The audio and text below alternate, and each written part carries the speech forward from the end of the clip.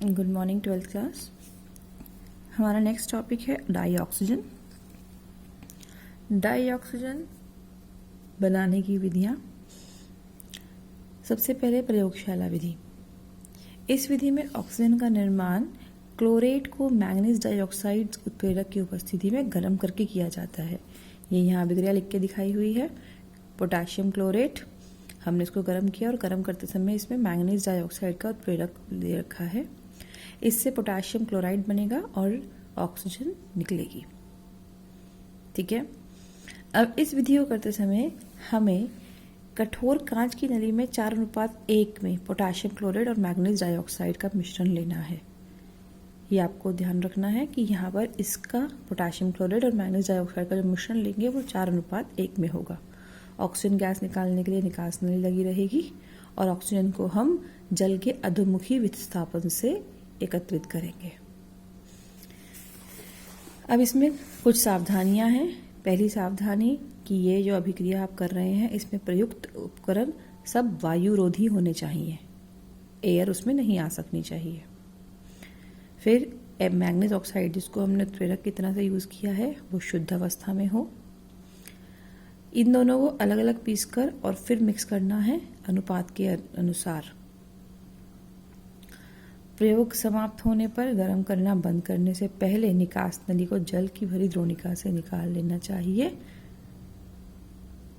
कांच की पलक नली को अगला सिरा कुछ नीचा रखना चाहिए क्योंकि मिश्रण की उपस्थिति नमी जल में परिवर्तित होकर पीछे की ओर चली जाएगी। ठीक है, इससे आपकी पलक नली छटक सकती है। तो ये सब सावधानियां हम ध्यान रखेंगे। नेक्स्ट, इसके अंदर जब आप इस विधि से ऑक्सीजन बनाएंगे तो इसको शुद्ध करने के लिए आप इसको P2O5 फॉस्फोरस पेंटॉक्साइड के साथ या सल्फ्यूरिक अम्ल के साथ प्रवाहित करेंगे, के ऊपर से प्रवाहित करेंगे। इससे ऑक्सीजन में कुछ नमी अगर है तो वो खत्म हो जाएगी और ऑक्सीजन शुष्क हो जाएगी। P2 फॉस्फोरस पेंटॉक्साइड और H2SO4 ये नमी को एब्जॉर्ब कर लेंगे। नेक्स्ट, औद्योगिक निर्माण विधि। औद्योगिक निर्माण विधि के लिए आपको ऑक्सीजन अगर बनानी है तो इसको हम वायु के द्रवित करके प्रभाजी आसवन से बनाते हैं। ठीक है, वायु के द्रवीकरण के बाद फिर उसमें प्रभाजी आसवन करते हैं। इसके अलावा अन्य विधियां भी दे रखी हैं बेटा, आप उनको जस्ट रीड करोगे, सिंपल है। कोई प्रॉब्लम होगी तो मुझसे बात करना। भौतिक गुणधर्म। ऑक्सीजन गैस के बारे में सबको पता है, ये स्वादहीन, गंधहीन, रंगहीन, पारदर्शक, वायु से भारी, जल में अल्प विलय। ठीक है, जल में विलय, ये आपको पता है ना, गैस जल में होती है तभी तो वहां पर जो एक्वेटिक ऑर्गेनिजम्स हैं, जो पानी में रहने वाले जीव हैं, वो सांस ले पाते हैं। ठीक है। देन इसके 3 समस्थानिक हैं। ये देखो, ये इंपॉर्टेंट पॉइंट है। ऑक्सीजन के 3 समस्थानिक है। समस्थानिक सबको पता होगा। समस्थानिक मतलब सेम एटॉमिक नंबर जिनका परमाणु क्रमांक 1 है बट परमाणु भार अलग अलग होता है। तो ऑक्सीजन के 3 समस्थानिक है, ऑक्सीजन 16, ऑक्सीजन 17 एंड ऑक्सीजन 18। उसके बाद ये अनुचुंबकीय प्रकृति की है। ये इसके सब भौतिक गुण हो गए। अब रासायनिक गुण। रासायनिक गुण में ऑक्सीजन के बीच में अगर आप स्ट्रक्चर देखते हैं तो ऑक्सीजन का ये स्ट्रक्चर है। ऑक्सीजन और ऑक्सीजन के बीच में डबल बॉन्ड। तो इसको तोड़कर जब ये अलग अलग होएगी तभी अभिक्रिया कर सकती है, लेकिन इसको तोड़ना इतना आसान नहीं है क्योंकि इसकी जो बॉन्ड एंथैल्पी है, जो आबंध वियोजन ऊर्जा है, वो काफी अधिक है। तो बॉन्ड एंथैल्पी, आबंध वियोजन ऊर्जा अधिक होने की वजह से इसकी अभिक्रियाएं उच्च ताप पर ही संभव होती हैं। ठीक है। तो और क्या क्या अभिक्रियाएं हैं वो भी हम पढ़ेंगे। पहले कुछ अलग गुण इसके। लिटमस के साथ अभिक्रिया करते हैं तो ऑक्सीजन उदासीन है। लिटमस आपको मालूम है ना, ये आपका क्षारीय और अम्लीय प्रवृत्ति बताती है। तो लिटमस के साथ अभिक्रिया करके पता चलता है कि ऑक्सीजन उदासीन है। दहन में ये सहायक है। जब भी आप ऑक्सीजन लेंगे, मतलब आप कुछ भी चीज को जलाते हैं तो ऑक्सीजन होना उसमें जरूरत है। ऑक्सीजन के बिना जल नहीं सकती है। फिर धातुओं से अभिक्रिया। जब भी धातुओं से अभिक्रिया करेंगे तो ऑक्साइड बनाएंगे। देखो, मैग्नीशियम से अभिक्रिया करी, मैग्नीज ऑक्साइड। आयरन से अभिक्रिया करी, फेरिक ऑक्साइड, सो ऑन। उसके बाद यौगिकों के साथ अभिक्रिया में आपको हाइड्रोजन क्लोराइड के साथ अभिक्रिया दिखानी है, अमोनिया के साथ अभिक्रिया दिखानी है, सल्फर डाइऑक्साइड के साथ अभिक्रिया दिखानी है,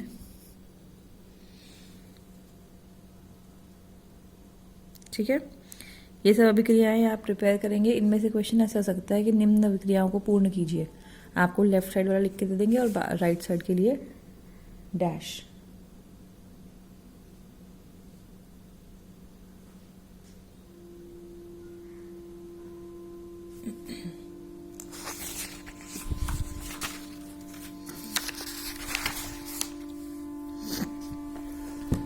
नेक्स्ट,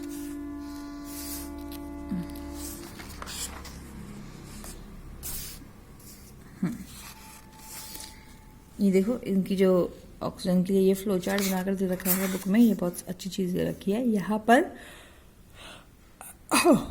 ऑक्सीजन की सारी अभिक्रियाएं बताई हुई हैं आपको, ठीक है, किस तरह अभिक्रिया करके क्या बन रहा है। अब ऑक्सीजन का स्ट्रक्चर, संरचना, बहुत सिंपल सा स्ट्रक्चर है इसका।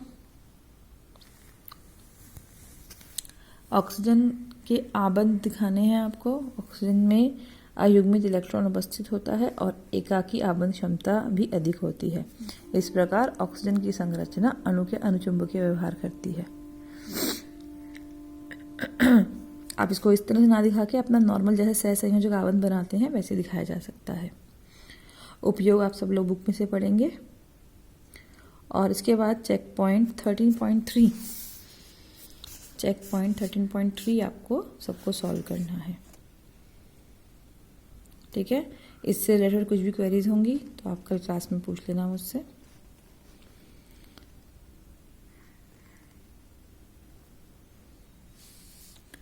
नेक्स्ट आता है बच्चों ओजोन। ओजोन क्या है? O3। ऑक्सीजन O2 था। जब आपके ऑक्सीजन के 3 परमाणु अटैच होंगे या बॉन्ड बनाएंगे, आपस में आबंधित होंगे, तो वो बनाते हैं ओजोन। तो ऑक्सीजन का त्रिपरमाणुक अणु जो होता है उसको हम ओजोन कहते हैं। ये ओजोन आपको ने सुना भी होगा, ओजोन लेयर ऊपर हमारे एटमॉस्फेयर में प्रेजेंट होती है। ओजोन लेयर जो हमको सूर्य की अल्ट्रावायलेट किरणों से बचाती है, पराबैंगनी प्रकाश से, है ना। तो यस, ये वही ओजोन है। निर्माण की विधि, आप ऑक्सीजन गैस को विद्युत विसर्जन प्रवाहित करके उसमें से ओजोन गैस बना सकते हैं। जिस उपकरण में ये बनता है उसको हम ओजोनाइजर कहते हैं,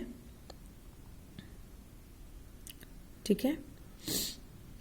प्रयोगशाला में अगर इसको बनाना है तो इसके लिए हमें सीमेंस ओजोनाइजर यूज करना पड़ता है या ब्रॉडीज ओजोनाइजर।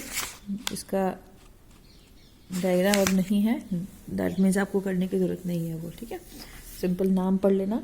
प्रयोगशाला विधि के समय सीमेन ओजोनाइजर या ब्रॉडीज ओजोनाइजर, ये भी आपके उपकरण होते हैं जिसमें आप ऑक्सीजन को प्रवाह करोगे, उसमें से विद्युत को कनेक्ट मतलब विद्युत विसर्जन करने से ऑक्सीजन ओजोन में परिवर्तित हो जाती है, ठीक है। तो ये 2 तरह के ओजोनाइजर्स हैं, सीमेंस ओजोनाइजर या ब्रॉडीज ओजोनाइजर। नेक्स्ट है औद्योगिक निर्माण। औद्योगिक निर्माण करते समय आपको सीमेंस ओजोनाइजर तो उन्होंने दे दिया, सीमेंस हॉल्स के ओजोनाइजर बताया हुआ है इस डायग्राम में। देखो इसमें आपने क्या करना है, इस ओजोनाइजर में ये एक लोहे का बक्सा की तरह से है या कांच के बक्सा समझ लो, ये पूरा एक बंद बॉक्स की तरह से है। इसमें बेलनाकार 2 नलियां हैं। इसमें एल्यूमिनियम की छड़ कैथोड मतलब इलेक्ट्रोड और जो कैथोड बननी है, एल्यूमिनियम की छड़ लगी हुई है और एल्यूमिनियम की छड़ को 2 बेलनाकार नलियों में रखा हुआ है। अब आप यहाँ से इसके अंदर लगभग 8000 तक का वोल्ट इलेक्ट्रिक पोटेंशियल डिफरेंस, इतना विभवांतर यूज करते हैं। ऑक्सीजन गैस, शुष्क ऑक्सीजन गैस यहाँ से देंगे, इलेक्ट्रिसिटी से ये क्रॉस करेगी और उसके बाद एक्सक्यूज मी यहाँ से ओजोन बन के बाहर निकलेगी, ठीक है। सिंपल है, ऐसा कुछ मुश्किल नहीं है।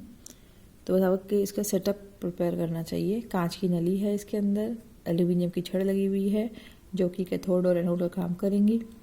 आपको लगभग 8000 वोल्ट तक का भी भावांतर प्रयोग करके शुष्क ऑक्सीजन गैस इसमें से प्रवाहित करनी है और आपको ओजोन गैस बाहर निकल जाएगी। हो तो ये विद्युत विसर्जन ही रहा है ना, लेकिन विद्युत विसर्जन करने समय आपने क्या सेटअप लेना है, क्या उपकरण लेना है, बस उसका डिफरेंस आ जाता है।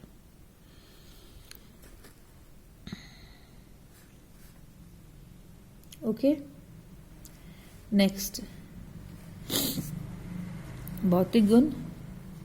ऑक्सीजन यह मछली जैसी विशिष्ट गंध वाली पीली नीली गैस होती है। ओजोन आपने जगह जगह देखे भी होंगे, ब्यूटी पार्लर्स में ओजोन का अब ट्रीटमेंट वगैरह करने लगे हैं कुछ स्किन का, तो वहाँ पर देखना ये ओजोन जो है वो नीली सी गैस होती है उनके पास। ये एक विषैली गैस है जो अगर श्वास नली में आप इसको इनहेल कर लो तो सिर दर्द या दूसरे भी श्वास रिलेटेड प्रॉब्लम्स आपको हो सकती हैं। वायु से भारी होती है, जल में अल्प विलय होती है, ठीक है। स्टार्च और आयोडीन पेपर को नीला कर देती है। उसके बाद रासायनिक गुण। अपघटन, ओजोन अपघटित होकर ऑक्सीजन देती है। ऑक्सीकारक के रूप में ये बहुत इंपॉर्टेंट है। ऑक्सीकारक के रूप में देखो बहुत प्रबल ऑक्सीकारक है ओजोन, क्योंकि जब ओजोन अस्थायी है और ये बहुत आसानी से ऑक्सीजन और नवजात ऑक्सीजन में अपघटित हो जाती है। अब ये जो आपको यहाँ से ऑक्सीजन मिली है, नेसेंट ऑक्सीजन, नवजात ऑक्सीजन, ये एक प्रमुख ऑक्सीकारक का काम करती है। तो किसी भी चीज़ को लोगे, जैसे आर्सेनिक था, उसको ऑक्सीकरण के बाद आर्सेनिक अम्ल में बना दिया, मरकरी को मरकरी ऑक्साइड में बना दिया, सिल्वर को सिल्वर ऑक्साइड में। तो ये सब आप अभिक्रिया देखेंगे, ये ऑक्सीकरण की अभिक्रियाएं हैं। और ये ऑक्सीकरण क्यों हो पा रहा है? क्योंकि इसके अंदर ये इस तरह से नवजात ऑक्सीजन प्रोड्यूस करने की क्षमता बहुत अधिक है, ठीक है। तो ऑक्सीकारक गुण। फिर ऐसे ही अपचायक गुण। अपचायक गुण में क्या होता है? ये आपके पास ऑक्सीजन बहुत आराम से ऑक्सीजन को रिमूव भी कर सकती है किसी कंपाउंड में से। देखो सोडियम पर ऑक्साइड था, सोडियम पर ऑक्साइड पे ऑक्सीजन ने अभिक्रिया करी, ओजोन ने अभिक्रिया करी और ये सोडियम ऑक्साइड बन गया। ऐसे ही बेरियम पर ऑक्साइड से बेरियम ऑक्साइड, हाइड्रोजन पर ऑक्साइड से ओनली जल। तो ऑक्सीजन को रिमूव करने की कैपेसिटी भी है, इसलिए ये अपचायक गुण भी हो गया। फिर विरंजक गुण। विरंजक मतलब रंग को हटाने वाला। तो विरंजक गुण भी इसी नवजात ऑक्सीजन के जैसे आता है। कोई भी रंगीन पदार्थ आप लेते हो, उसके ऊपर नवजात ऑक्सीजन अभिक्रिया करके उसको रंगहीन बना सकती है। यूजेस आप करेंगे इसके। संरचना इंपॉर्टेंट है बेटा। संरचना में आपको ये दिखाना है, इसके अंदर अनुनाद संरचनाएं, डबल बॉन्ड और सिंगल बॉन्ड की अनुनाद संरचनाएं होती हैं, ठीक है। मुश्किल नहीं है, वही डबल बॉन्ड बनाया आपने एक तरफ। अब जब एक तरफ डबल बॉन्ड बन गया, दूसरी तरफ सिंगल बॉन्ड बनाना पड़ेगा, क्योंकि आपकी ये वाली जो ऑक्सीजन है ये आपकी अष्टक पूर्ण हो गया, इसका भी अष्टक पूर्ण हो गया, इस ऑक्सीजन का रह गया है, तो यहाँ पर ये कोऑर्डिनेट बॉन्ड बना लेती है। सेम वे इधर भी कोऑर्डिनेट बॉन्ड में इस तरफ कोऑर्डिनेट बॉन्ड बना है और यहाँ पर डबल बॉन्ड सहसंयोजक आबंध बना है। तो हम ये कह सकते हैं कि जो इसका डबल बॉन्ड और सिंगल बॉन्ड है ये अनुनाद है, ठीक है। अनुनाद अपने लेवल में काफ़ी पढ़ा हुआ है, ओके। तो यहाँ पर आपका ओजोन खत्म हो जाता है। आप सब लोग चेक पॉइंट 13.4 को भी आज ट्राई करेंगे। प्रॉब्लम्स होंगी तो मुझसे पूछेंगे, ओके। Thank you.